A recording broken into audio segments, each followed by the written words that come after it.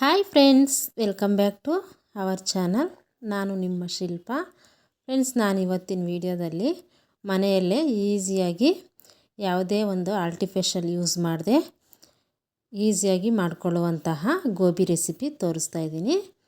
Friends, ನೀವಿನ್ನೂ ನಮ್ಮ ಚಾನಲ್ಗೆ ಸಬ್ಸ್ಕ್ರೈಬ್ ಆಗಿಲ್ಲ ಅಂದರೆ ಈ ಕೂಡಲೇ ಸಬ್ಸ್ಕ್ರೈಬ್ ಆಗಿ, ಹಾಗೆ ಪಕ್ಕದಲ್ಲಿ ಬರೋ ಬೆಲ್ ಐಕನ್ನ ಆನಲ್ಲಿ ಇಟ್ಕೊಳ್ಳಿ. ವಿಡಿಯೋ ಇಷ್ಟ ಆದರೆ ವಿಡಿಯೋಗೆ ಒಂದು ಲೈಕ್ ಮಾಡಿ, ಹಾಗೆ ಶೇರ್ ಮಾಡಿ. ಹಾಗಾದರೆ ಬನ್ನಿ ಇವತ್ತಿನ ವಿಡಿಯೋಗೆ ಬೇಕಾಗುವಂತಹ ಇಂಗ್ರೀಡಿಯೆಂಟ್ಸು ಹಾಗೆ ಮಾಡುವ ವಿಧಾನ ನೋಡ್ಕೊಳ್ಳೋಣ. ನೋಡಿ, ಕಾಲಿಫ್ಲವರು ನಾನು ಮೀಡಿಯಮ್ ಸೈಜ್ದು 2 ಕಾಲಿಫ್ಲವರ್ ತೊಗೊಂಡು ಈ ಥರ ಕಟ್ ಮಾಡಿ ತೊಗೊಂಡಿದ್ದೀನಿ. ನಮಗೆ ಯಾವ ಸೈಜಿಗೆ ಬೇಕೋ ಆ ಸೈಜಿಗೆ ಈ ಥರ ಕಟ್ ಮಾಡಿ ತೊಗೊಬೇಕು. ಈಗ ಸ್ಟವ್ ಮೇಲೆ ನೀರಿಟ್ಕೊಂಡಿದ್ದೀನಿ.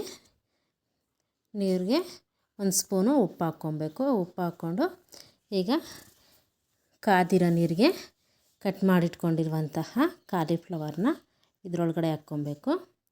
ಹಾಕ್ಕೊಂಡು ಈ ಥರ ಒಂದು ಸಲ ಮಿಕ್ಸ್ ಮಾಡ್ಕೊಳ್ಳಿ.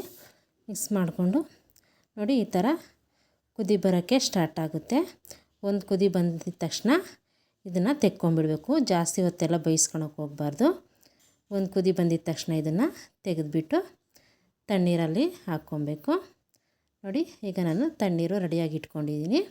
ಅದಕ್ಕೆ ನಾವು ಬೇಯಿಸ್ಕೊಂಡಿರುವಂತಹ ಕಾಲಿಫ್ಲವರ್ನ ತೆಗೆದುಬಿಟ್ಟು ಇದರೊಳಗಡೆ ಹಾಕ್ಬಿಟ್ಟು 1-2 ನಿಮಿಷ ಬಿಟ್ಬಿಟ್ಟು ಆನಂತರ ತೆಕ್ಕೊಂಬಿಡಬೇಕು.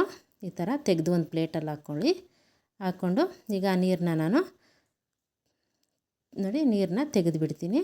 ನೀರನ್ನು ತೆಗೆದುಬಿಟ್ಟು ಈಗ ಅದೇ ಬೌಲಿಗೆ ನಾವು ಬೇಯಿಸ್ಕೊಂಡಿರುವಂತಹ ಕಾಲಿಫ್ಲವರ್ನ ಹಾಕ್ಕೊಂಡು ಅದಕ್ಕೆ 1-2 ಸ್ಪೂನು ಮೈದಾ, 1-3 ಸ್ಪೂನು ಕಾರ್ನ್ಫ್ಲವರ್ ಹಾಕ್ಕೊತಾ ಇದ್ದೀನಿ. ಹಾಕ್ಕೊಂಡು ಇದನ್ನೆಲ್ಲ ಈ ಥರ ಮಿಕ್ಸ್ ಮಾಡ್ಕೊಬೇಕು.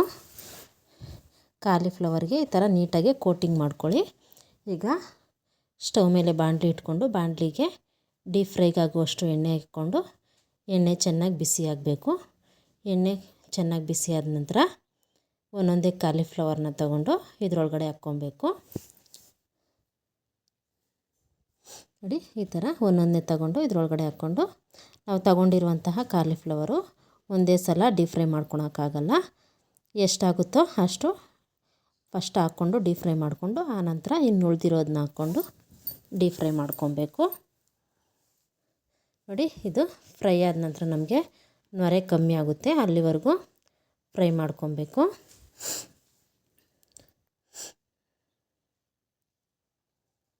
ನೋಡಿ, ಈ ಥರ ಕಲರ್ ಚೇಂಜ್ ಆಗಬೇಕು. ನೋಡಿ, ಈ ಥರ ಕಾಲಿಫ್ಲವರು ಸ್ವಲ್ಪ ಕಲರ್ ಚೇಂಜ್ ಆಗಬೇಕು, ಅಲ್ಲಿವರೆಗೂ ಇದನ್ನು ಡೀಪ್ ಫ್ರೈ ಮಾಡ್ಕೊಬೇಕು.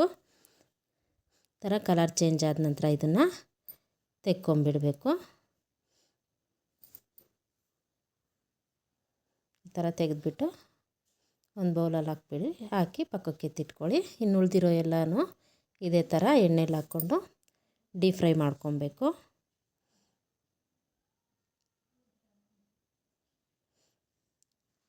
ನಾನು ಎಲ್ಲನೂ ಇದೇ ಥರ ಫ್ರೈ ಮಾಡ್ಕೊಂಡಿದ್ದೀನಿ.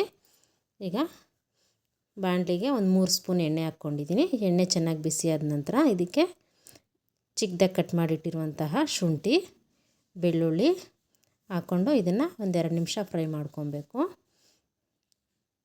ಇದನ್ನು ಫ್ರೈ ಮಾಡ್ಕೊಂಡ ನಂತರ ಇದಕ್ಕೆ ಒಂದೇ ಒಂದು ಈರುಳ್ಳಿನ, ಚಿಕ್ಕ ಈರುಳ್ಳಿನ ಈ ಥರ ಕಟ್ ಮಾಡಿ ಹಾಕ್ಕೊಂಡಿದ್ದೀನಿ. ಹಾಕ್ಕೊಂಡು ಇದನ್ನೆಲ್ಲ ಐ ಫ್ಲೇಮಲ್ಲೇ ಫ್ರೈ ಮಾಡ್ಕೊಬೇಕು. ಈ ಥರ ಐ ಫ್ಲೇಮಲ್ಲಿ ಮಾಡಿಕೊಂಡ್ರೆ ನಮಗೆ ಗೋಬಿ ಅನ್ನೋದು ಒರಿಜಿನಲ್ ಟೇಸ್ಟ್ ಬರುತ್ತೆ. ಈ ಥರ ಐ ಫ್ಲೇಮಲ್ಲಿ ಇಟ್ಕೊಂಡು ಫ್ರೈ ಮಾಡಿಕೊಂಡು ಆನಂತರ ಇದಕ್ಕೆ 4 ಹಸಿಮೆಣ್ಸಿನ್ಕಾಯಿನ ಕಟ್ ಮಾಡಿಬಿಟ್ಟು ಹಾಕ್ಕೊತಾ ಇದ್ದೀನಿ. ಈ ಥರ ಎಲ್ಲನೂ ಸ್ವಲ್ಪ ಕಲರ್ ಚೇಂಜ್ ಆಗೋವರೆಗೂ ಫ್ರೈ ಮಾಡ್ಕೊಳ್ಳಿ. ಇಷ್ಟು ಫ್ರೈ ಆದರೆ ಸಾಕು. ಈಗ ಇದಕ್ಕೆ 1-2 spoon tomato sauce, soya sauce 1 spoon, red chilli sauce 1-2 spoon ಹಾಕ್ಕೊಂಡಿದ್ದೀನಿ. ಹಾಗೆ ವೆನಿಗರು 1-2 ಸ್ಪೂನ್ ಹಾಕ್ಕೊಂಡಿದ್ದೀನಿ. ಹಾಕ್ಕೊಂಡು ಇದನ್ನೆಲ್ಲ ನೀಟಾಗಿ ಮಿಕ್ಸ್ ಮಾಡ್ಕೊಬೇಕು. ಥರ ಮಿಕ್ಸ್ ಮಾಡ್ಕೊಂಡ ನಂತರ ಇದಕ್ಕೆ ಒಂದು ಅರ್ಧ ಸ್ಪೂನ್ ಆಗುವಷ್ಟು ಪೆಪ್ಪರ್ ಪೌಡ್ರ್ ಹಾಕ್ಕೊಂಡಿದ್ದೀನಿ. ಪೆಪ್ಪರ್ ಪೌಡ್ರ್ ಹಾಕ್ಕೊಂಡ ನಂತರ ಇದಕ್ಕೆ ರುಚಿಗೆ ತಕ್ಕಷ್ಟು ಉಪ್ಪು ಹಾಕ್ಕೊತಾ ಇದ್ದೀನಿ. ಉಪ್ಪನ್ನ ಸ್ವಲ್ಪ ನೋಡಿ ಹಾಕ್ಕೊಳ್ಳಿ, ಯಾಕಂದರೆ ಆಲ್ರೆಡಿ ನಮಗೆ ಎಲ್ಲ ಸಾಸಲ್ಲೂ ಉಪ್ಪಿರುತ್ತೆ. ಆದ ಕಾರಣ ನೋಡಿಕೊಂಡು ಸ್ವಲ್ಪನೇ ಸ್ವಲ್ಪ ಉಪ್ಪು ಹಾಕ್ಕೊಂಡಿದ್ದೀನಿ. ಉಪ್ಪು ಹಾಕ್ಕೊಂಡು ಇದನ್ನೆಲ್ಲ ಒಂದು ಸಲ ಮಿಕ್ಸ್ ಮಾಡ್ಕೊತ ಒಂದು ನಿಮಿಷ ಈ ಥರ ಫ್ರೈ ಮಾಡ್ಕೊಂಡಿದ್ದೀನಿ. ಫ್ರೈ ಮಾಡ್ಕೊಂಡ ನಂತರ ಈಗ ಇದಕ್ಕೆ ಒಂದು ಸ್ಪೂನು ಕಾರ್ನ್ಫ್ಲೋರ್ಗೆ 2 ಸ್ಪೂನು ನೀರು ಹಾಕ್ಕೊಂಡು ಈ ಥರ ಮಿಕ್ಸ್ ಮಾಡಿ ಇದಕ್ಕೆ ಹಾಕ್ಕೊತಾ ಇದ್ದೀನಿ. ಹಾಕ್ಕೊಂಡು ಇದನ್ನು ನೀಟಾಗಿ ಈ ಥರ ಮಿಕ್ಸ್ ಮಾಡ್ಕೊತಾ ಇದ್ದೀನಿ. ಈ ಥರ ಮಿಕ್ಸ್ ಮಾಡಿಕೊಂಡು ಇದೇನಾದರೂ ಸ್ವಲ್ಪ ಗಟ್ಟಿ ಆಯಿತು ಅನಿಸಿದ್ರೆ ಇದಕ್ಕೆ ಇನ್ನೊಂದು 2 ಸ್ಪೂನ್ ಆಗೋಷ್ಟು ನೀರು ಹಾಕ್ಕೊಂಡು ಮಿಕ್ಸ್ ಮಾಡ್ಕೊಳ್ಳಿ. ನೋಡಿ, ನನಗಿದು ಸ್ವಲ್ಪ ಗಟ್ಟಿ ಆಯಿತು ಅನ್ನಿಸ್ತಾ ಇದೆ.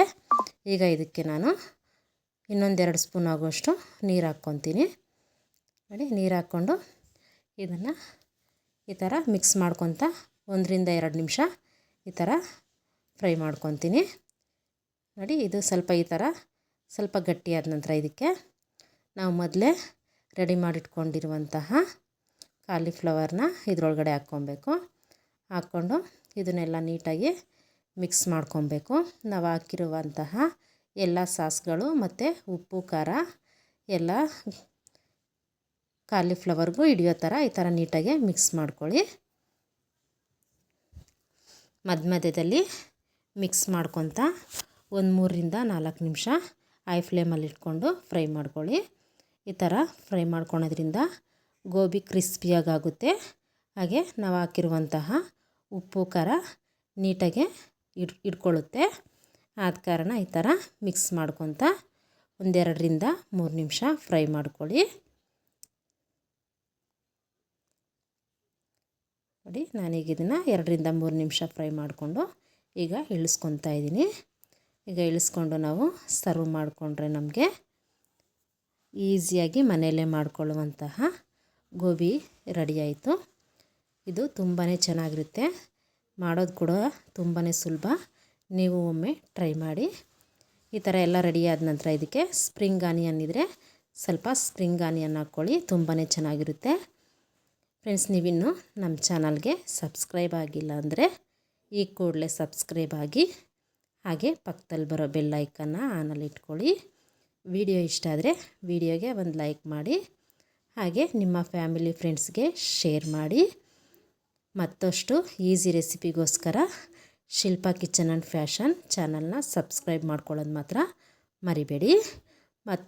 ಮತ್ತೊಂದು ಈಸಿ ರೆಸಿಪಿಯೊಂದಿಗೆ ಭೇಟಿಯಾಗೋಣ. ಅಲ್ಲಿವರೆಗೂ ಬಾಯ್.